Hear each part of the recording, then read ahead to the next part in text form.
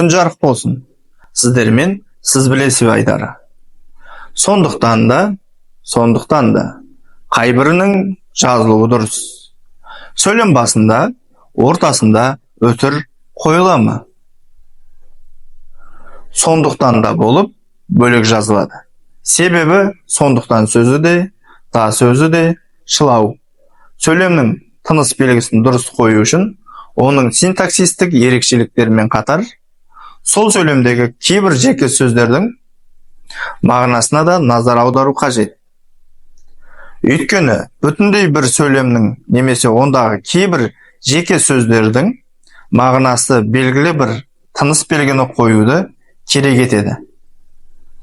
Ал сонымен бірге, сондай-ақ, сонымен қатар деген сөздерден кейін өтір қойылмайды. Себебі өтірмен сөйлемдегі қаратпа сөз тізбектері, қыстырма сөздер, сөйлемдегі одағайлар бөлінеді. Ал бұл сөздер қыстырмада, одағайда емес.